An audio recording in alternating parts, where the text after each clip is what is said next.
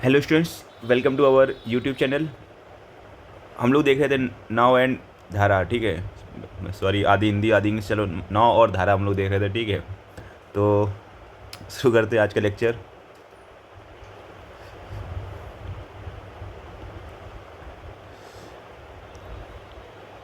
देखो, कह रहा है कि एक नाविक है धारा की दिशा में, ठीक है, निश्चित दूरी तय कर पुनः प्रारंभिक स्थान पर 45 मिनट में वापस लौट आता है। यदि नाविक की चाल एवं धारा का वेग क्रमशः 12 किलोमीटर पर आवर एवं 4 किलोमीटर पर आवर है तो निश्चित दूरी कितनी है। देखो, हम लोग इसमें एक शॉर्टकट ट्रिक भी देखेंगे और बेसिक कॉन्सेप्ट भी देखेंगे, ठीक है, ताकि आप एग्जाम में अगर ट्रिक भूल जाए तो बेसिक कॉन्सेप्ट से सवाल जरूर करके आए, ठीक है। पहले देखते हैं शॉर्टकट ट्रिक।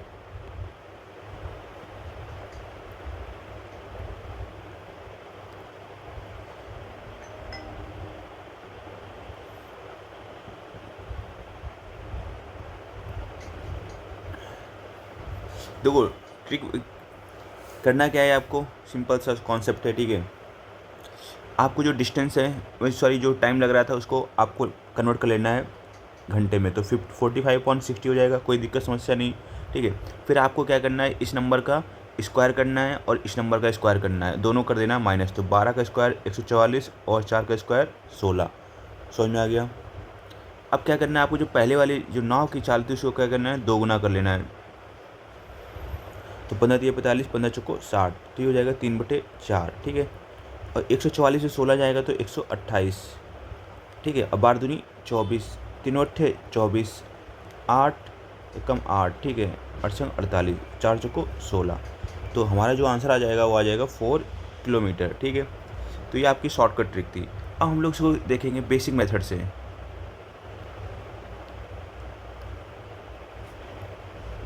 देखो, बेसिक मेथड क्या है, तो इस चीज़ में आपको याद रखना है कि यहाँ पर क्या है, उसको आने में और जाने में टोटल जो टाइम लग रहा है, कितना लग रहा है, वो 45 मिनट लग रहा है, ठीक है। तो मतलब क्या हुआ, T1 + T2 पहली बार गया होगा, फिर दोबारा वापस आया होगा, तो दोनों मिला के कितना होगा T।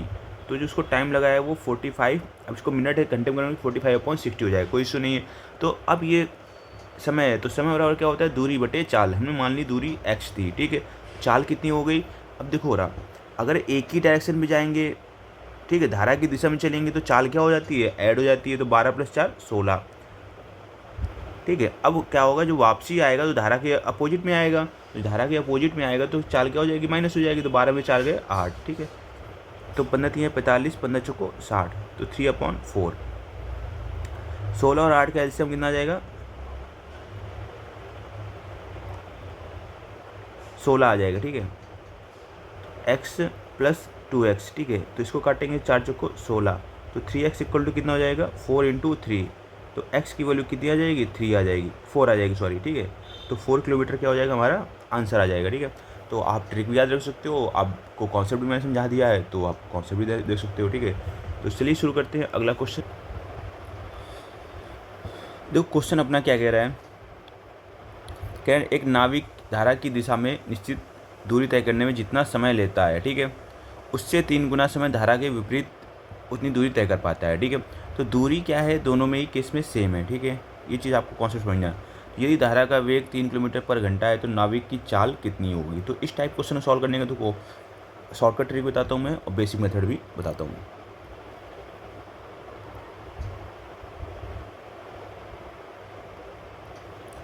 देखो, शॉर्टकट ट्रिक देखेंगे, ठीक है। तो क्या करना है आपको, पहले देखो, पहले आपको ऊपर लिखना है धारा नाव की चाल। नाव की चाल हम लोग मान लेते हैं x है, कोई दिक्कत समस्या नहीं है। नीचे लिखना है आपको धारा की चाल, ठीक है। अब जो टाइम ले रहा था वो 3 गुना समय ले रहा है, तो 1:3 है, ठीक है। तो आपको करना क्या है, ठीक है, इन दोनों को पहले जोड़ लेना है, 3 1 4, फिर क्या कर लेना है, इन दोनों को घटा लेना है, 3 में से 1 गया 2, ठीक है। बस सॉल्व कर देना है, तो बस x = कितना हो जाएगा, 6 किलोमीटर हमारा क्या हो जाएगा पर घंटा, हमारा आंसर हो जाएगा। समझ में आया कॉन्सेप्ट ट्रिक, ठीक है। कोई दिक्कत समस्या हो तो बता दीजिएगा।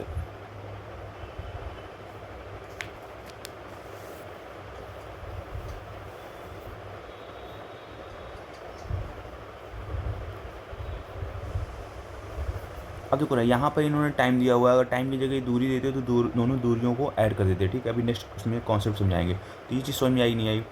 अब देखो, अगर आपको समझना है बेसिक मेथड से, देखो बेसिक मेथड क्या हो सकता है इसका।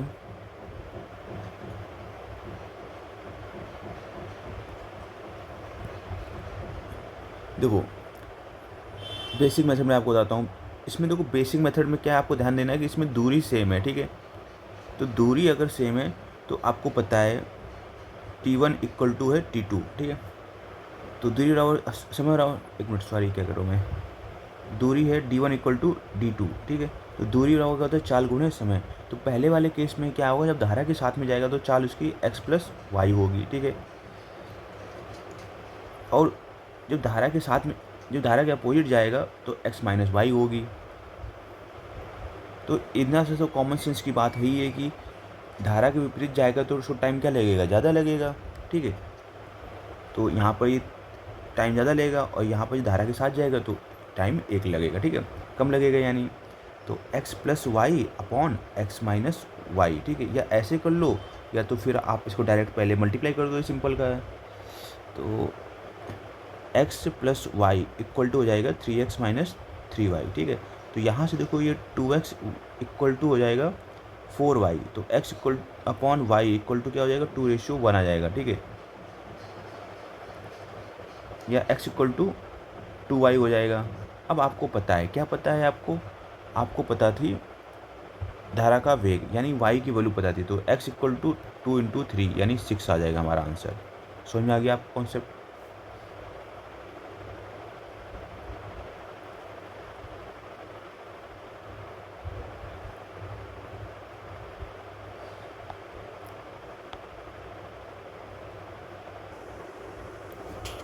देखेंगे अगला क्वेश्चन।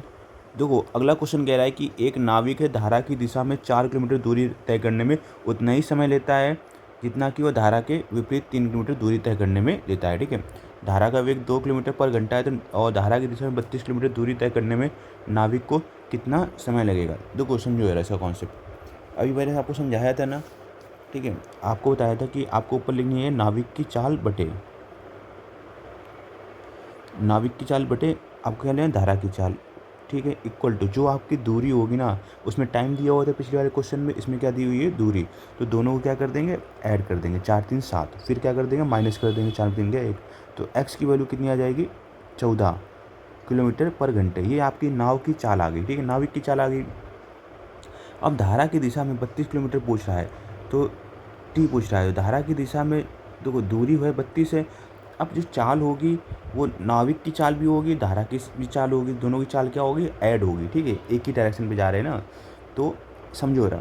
तो धारा का वेग था 2 और नाविक की चाल है 14, 14 तो कितना हो गया 16। तो इसको टाइम कितना लगेगा, 2 घंटे का टाइम लगेगा। समझ में आया आपको कॉन्सेप्ट। चलो अगला क्वेश्चन देख लेते हैं हम लोग।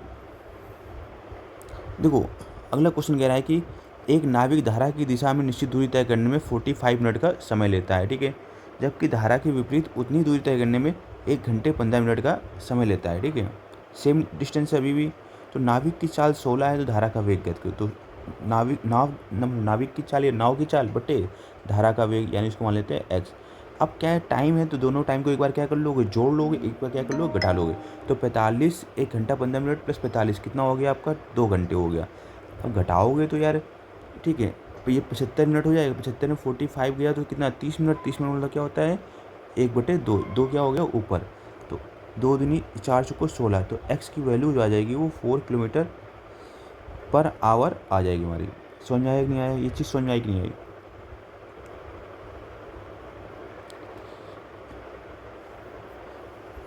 अब देखो अगला जो क्वेश्चन है सबसे इम्पोर्टेंट क्वेश्चन है। ठीक है, मोस्ट इम्पॉर्टेंट क्वेश्चन है और डिफ़िकल्ट भी है। ठीक है, और इस क्वेश्चन को हम लोग पहले ट्रिक से देखेंगे, फिर इसको हम लोग देखेंगे बेसिक मेथड से। ठीक है, तो ट्रिक देखो, पहली बात तो आपको बेसिक कुछ स्टेप्स आपके दोनों ही सेम होंगे, बेसिक मेथड है और ट्रिक्स का है। ठीक है, तो देख लेते हैं। तो कह रहा है कि एक नाविक धारा की दिशा में 44 किलोमीटर जाता है, ठीक है, और धारा के विपरीत 30 किलोमीटर दूरी तय करने में 10 घंटे का समय लेता है। तो हमें दूरी तो पता नहीं है, तो हम लोग दूरी क्या मान लेते हैं, एक्स। जब धारा के साथ जाएगा, ठीक है, दूरी को हम लोग एक्स ना मान के डी मान लें हम लोग, ठीक है।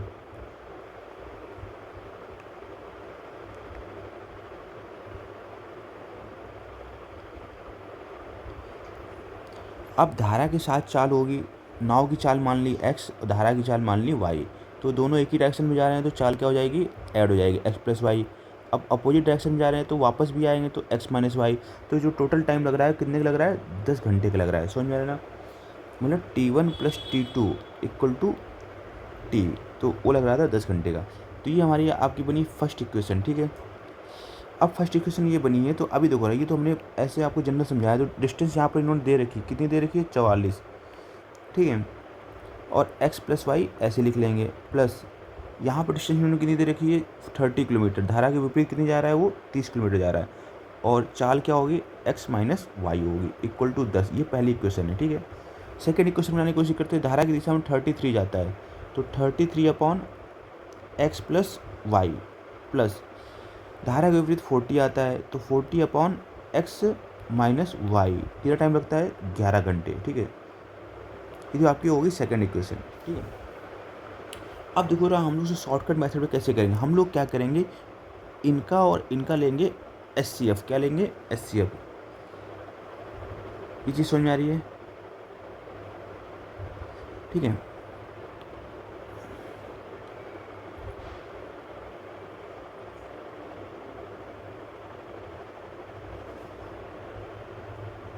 तो अगर हम लोग SCF लेंगे, ठीक है, तो अब देखो रहा ये 44 है और 33 है, तो इसका SCF कितना आएगा, इसका SCF आएगा 44 से 33 का 11 आएगा, ठीक है। तो यही 11 को हम लोग ये मानेंगे कि x प्लस वाई की वैल्यू 11 हो सकती है, ठीक है, हो सकती है। तो यहाँ पर हम लोग क्या करेंगे, 44/11 कर लेंगे, कोई दिक्कत नहीं है, ठीक है। अब 30 और x माइनस 30 और 40 का हम लोग क्या लेंगे, SCF लेंगे। 30 और 40 का हम लोग SCF लेंगे, ठीक है। तो इसका SCF क्या हो सकता है, 10 भी हो सकता है, ठीक है। इसका SCF 5 भी हो सकता है। ये डिपेंड करेगा सिचुएशन पे कि ये जो इक्वेशन है उसको सेटिस्फाई कर रहा है या नहीं कर रहा है। तो अगर हम लोगों ने 10 मान लिया, ठीक है, तो 30 प्लस 10, तो 11 चौको 44 और 10 तियाँ 30, तो 4 3 7। तो यार ये 7 घंटे तो मिल नहीं रहे हमें। तो इसका मतलब ये क्या है, सॉरी 10 घंटे तो हमें मिल नहीं रहे। तो मतलब इसका मतलब क्या हो, ये SCF हम लोग 10 नहीं लेंगे, 5 लेके देखते हैं। तो 5 लेते हैं, 5 छक्का 30, तो 4 6 10, मतलब ये इक्वेशन सेटिस्फाई हो रही है। तो इसका कहने का मतलब ये हुआ x प्लस वाई की वैल्यू 11 हो गई और x माइनस वाई की वैल्यू कितनी हो गई, 5। तो यहाँ से अब चाल निकालना आसान हो जाएगा। नाविक की चाल निकालनी है तो क्या करेंगे, x निकालने के लिए एक बार दोनों को जोड़ देंगे, 11 प्लस 5 16/2, 8 आ जाएगी, ठीक है। वाई की चाल निकालनी है तो घटा देंगे, 11 में 5 गया, 6/2 यानी 3, ठीक है। तो हमारा ये शॉर्टकट मेथड हो गया। समझ में आया आपको। इसके लिए हमें SCF फाइंड करना पड़ेगा, ठीक है। फिर हमें देखना पड़ेगा क्या इक्वेशन को सेटिस्फाई कर रहे हैं। अगर कुछ लोगों के दिमाग में आ रहा होगा, सर ये कैसे, इस इक्वेशन को आप चेक करके नहीं बताएं। हाँ देखो, 33 x प्लस वाई की वैल्यू हमने 11 निकाली, और 40 x माइनस वाई की वैल्यू कितनी निकाली हमने, 5। तो 11 तियाँ 33, 15 40, 8 प्लस 3 11, सेटिस्फाई हो रही है इक्वेशन। मतलब अगर इक्वेशन सेटिस्फाई हो रही है तो फिर मतलब हमारे जो कॉन्सेप्ट लगाया है वो सही है, तो इसको बहुत जल्दी सॉल्व हो जाएगा। अब मैं इसको आपको बेसिक तरीके से भी बता देता हूँ, ठीक है, ताकि ऐसा ना हो कि पेपर में आपको फंस जाएँ। कहीं पर हो सकता है ना कि ट्रिक अप्लाई ना हो, फिर आप क्वेश्चन में फंस जाएँ।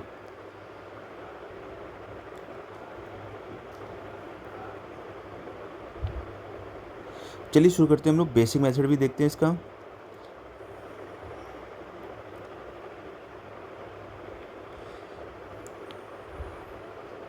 देखो बेसिक मेथड क्या है, सिंपल से समझाया है। T1 प्लस T2, आने में लगा टाइम प्लस जाने में लगा टाइम, ठीक है। तो अभी बताया था क्या होगा, 44 अपॉन डायरेक्शन पे जाएगा साथ में, तो x प्लस वाई, ठीक है। अगर अपोजिट जाएगा तो x माइनस वाई। टाइम कितना लग रहा है, 10 घंटे, कोई दिक्कत नहीं है, ठीक है। तो यहाँ पर हम लोग अगर नेक्स्ट में देखेंगे, 33 अपॉन एक्स प्लस वाई हो जाएगा, plus 40 upon x minus y हो जाएगा। टाइम कितना लग रहा है, 11। तो यहाँ पर हम लोग क्या करेंगे, जो 1 अपॉन एक्स प्लस वाई है इसको हम लोग मान लेंगे a मान लेंगे, ठीक है। और 1 अपॉन एक्स माइनस वाई है इसको मान लेंगे b। तो इक्वेशन ही कन्वर्ट हो जाएगी 44a + 30b = 10 में, ठीक है। अब ये वाली इक्वेशन कन्वर्ट कर लेंगे तो ये 33a + 40b = हो जाएगी 11, ठीक है। अभी अपने को क्या करना है, ठीक है, ए और बी की वैल्यू निकालनी है। तो आपको पता है जनरली कैसे निकालते हैं, एलिमिनेशन मेथड लगाते हैं या हम लोग लगाते हैं तिर्यक, ठीक है, गुणन, ठीक है, क्रॉस मल्टीप्लिकेशन मेथड, ठीक है, क्रॉस मल्टीप्लिकेशन मेथड। उसमें क्या होता है, आपको ए लिखना होगा, बी लिखना होगा, 1 लिखना होगा, ठीक है, इक्वल लगा देंगे। अब आपको करना क्या होगा, जो अगर ए लिख रहे हैं तो ए वाले जो साइन है उसको छोड़ देंगे, ठीक है, ए वाले साइन को ए वाली जो वैल्यू है उनको छोड़ देंगे। आगे क्या है, 30 और 40 और 10 11, तो यही 10 11 आगे बढ़ जाएगा, ठीक है। 44 33 हो जाएगा, 44 33 आगे बढ़ जाएगा और जो 30 और 40 आगे आ जाएगा, ठीक है। तो इसका जरा मैं और समझा दूँ जरा, तो ये को ऐसे चलता है, ठीक है, ऐसे फिर घूम के ऐसे, ये ऐसे जाए, एक मिनट, ये ऐसे ऐसे, ठीक है, फिर ऐसे, समझ आए ना। तो पहले जो ए वाला है इसको छोड़ देंगे हम लोग, इसको हटा देंगे, तो 30 40 10 11 10 11 आगे बढ़ गया, 44 33 44 33 30 40, ठीक है, साइक्लिक ऑर्डर चलता है। तो बस सिंपल सा हो गया। अभी अपने को ए निकालना था,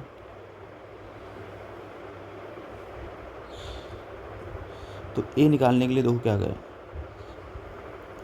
इसको सॉल्व करेंगे तो क्रॉस मल्टीप्लाई होता है, 11 330 - 400, ठीक है, माइनस का कोई इशू नहीं है, ठीक है। 20 310 - 11 चौको 44, ठीक है, 11 चौको 44 4 48 = 1। अब देखो 40 × 44 तो 0 4 चौको 16 4 16 17 60 माइनस 0 3 3 9 9। अब देखो रहा,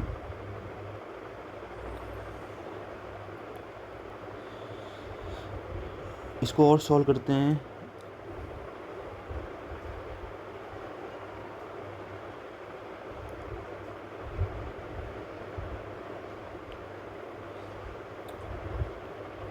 ठीक है, तो इसको अगर सॉल्व करेंगे तो ए अपॉन ये हो जाएगा, 330 में 40 400 जाएँ 70, ठीक है, = इसको सॉल्व करेंगे तो 330 में 484 में 330 जाएंगे तो आपको बचेंगे 154, ठीक है, = इसको सॉल्व करेंगे तो 1770। तो इसको 0 से 0 काट देंगे तो ए की वैल्यू कितनी आ जाएगी, 11। जब इसको काटेंगे तो 11 से 70 70 11 एकम 11 14 5 70, ठीक है। तो बी की वैल्यू आ जाएगी 5। तो अभी ए की वैल्यू 11 और बी की वैल्यू 5, ठीक है। तो ए को माना हमने क्या था, x + y = 11 x - y = 5। तो x = दोनों को जोड़ के आधा कर दो, 11 5 16 का आधा कितना हो गया, 8। y की वैल्यू निकालने के लिए इन दोनों घटा के 11 5 के 6 उसका आधा कर लो, ठीक है। ये हो गया हमारा आंसर। तो देखो यार, हमने बेसिक कॉन्सेप्ट भी समझा दिया है आपको, शॉर्टकट मेथड भी समझा दिया है, ठीक है। आपको कैसे पेपर में सॉल्व करना है, बाकी आपके ऊपर डिपेंड करता है आप कैसे इसको हैंडल करते हो क्वेश्चन पेपर में, ठीक है। और प्रैक्टिस क्वेश्चन आपको मिल जाएंगे। मैं आप हमारा टेलीग्राम ग्रुप ज्वाइन करेंगे तो आपको यहाँ पर प्रैक्टिस सेट आपको मिल जाएंगे, ठीक है। और हमारे चैनल को सब्सक्राइब जरूर कर लीजिएगा अगर आपको वीडियो हमारे पसंद आए। नेक्स्ट टॉपिक जो हमारा होगा वो होगा टाइम एंड वर्क, ठीक है।